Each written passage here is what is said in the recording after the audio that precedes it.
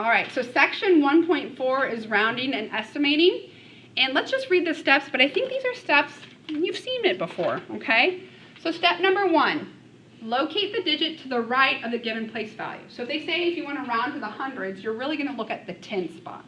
If you're going to round to the millions, you're going to look at the 100,000 spot. So I find the spot first, and then I do like this arrow to one over to the right. Once you look at that place value, if the digit is 5 or greater, you're going to add a 1 to the digit that you're rounding, and everything else to the right goes to zeros. If that digit's less than 5, then just leave that number alone, and everything else still goes to zeros. I hadn't heard this before until I taught, when I was teaching this class last year, they said 5 and above, give it a shove, 4 and below, leave it alone. Little gimmicks like that, they seem like they're nursery rhymes, they help, okay? So 5 and above, give it a shove, so we're going to bump it up and everything else is going to go to zeros. 4 and below, leave it alone, everything else will go to zeros. So round to the nearest 10, what I do is I say, well, which number is in the 10 spot? The 5, right? So this is the 10 spot, but we're going to look at the 7 to decide. So that's what I do. I say, okay, who are we changing? We're changing the 5, but who decides the 7? So what's this going to round to, guys? 60. 60, right? 7 is 5 and above, so we're going to give 5 a shove to 6, and everything else goes to zeros. All right. You're like, I don't know if I, like, some rounding just never made sense to me. I think money makes sense to people, right? So if you had $57, are you closer to having $60 or $50? 60. That's kind of what you're doing. When it says round to the nearest 10, which direction are you going to go? To the 50s or the 60s? All right, 641. Which one's in the 10 spot? 4. Who's going to decide what happens? The 1. So 4 and below, leave it alone. So the 4 is going to stay a 4. Everything before it stays alone too, right? And then the 1's going to change to a 0. So what's this become? 640. Again, so if you had $641, are you closer to having $640 or $650? You're closer to that 40. 325 is pretty similar, right? Where's the 10 spot? The 2. Who decides? And then he's going to make the 2 do what? Go to 3. So we're going to have the 3 in front because he doesn't get touched. The 2 is going to change to 3 because the 5 is bumping him up, and everything else changed to zeros. So again, if you had $25, is that closer to $30 or 20? Are there any questions there?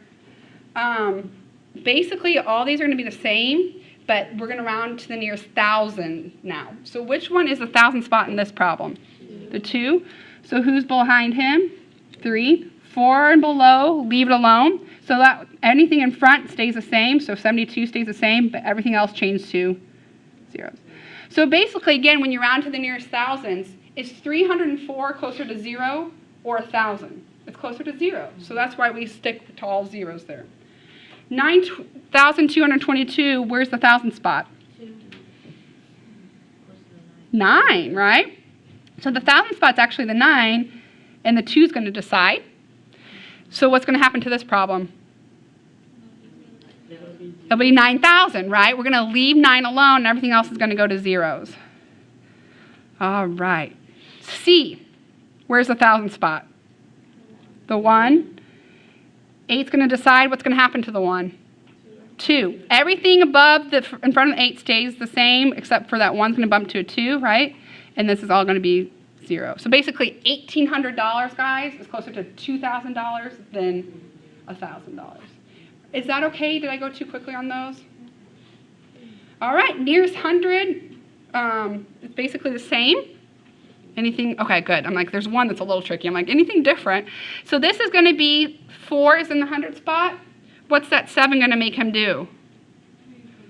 Go up to a 5. Is that all right? So we're going to have the 3 and the 5, but everything behind goes to a 0.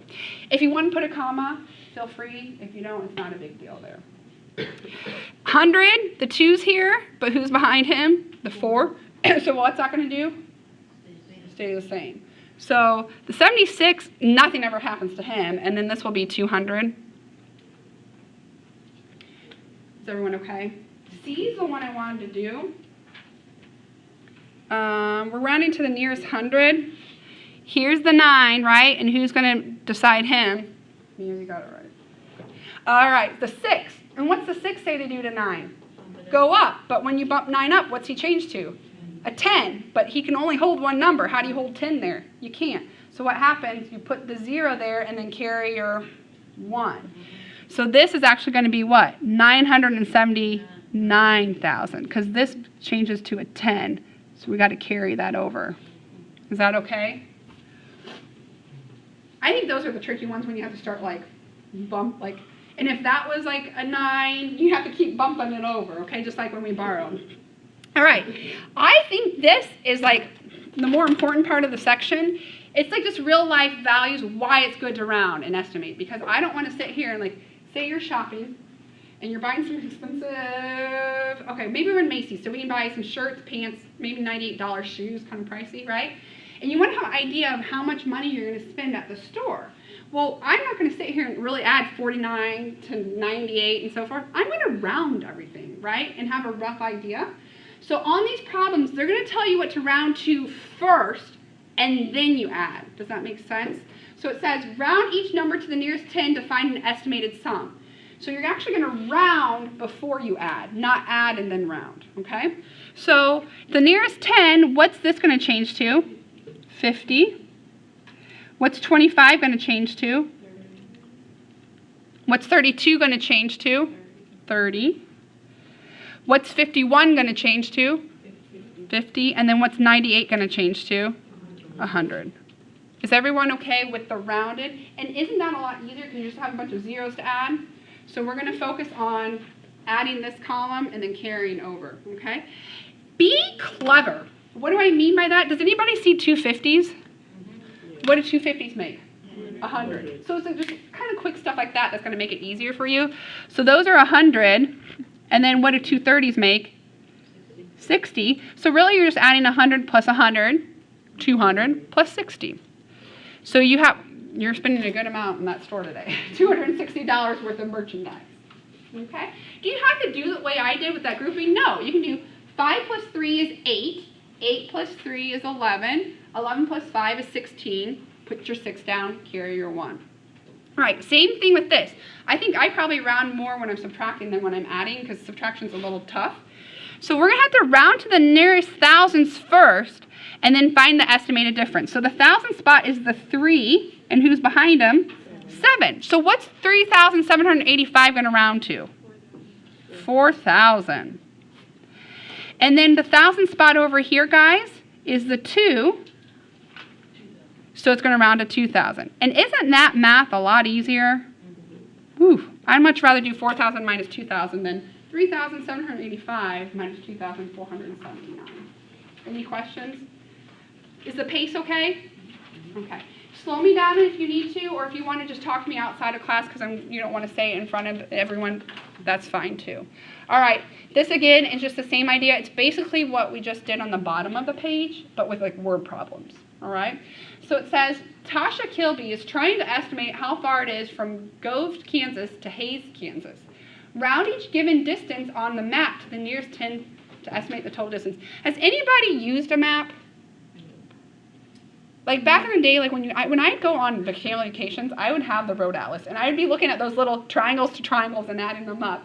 My husband and I actually drove to Houston and back at the end of May, in like one day, and it's like 10 hours, and I was doing that. I'm like, okay, 20 miles until we can go eat, and that kind of idea. So what you notice, guys, I guess I should be pointing down here, is from city to city, they have the mileage, okay?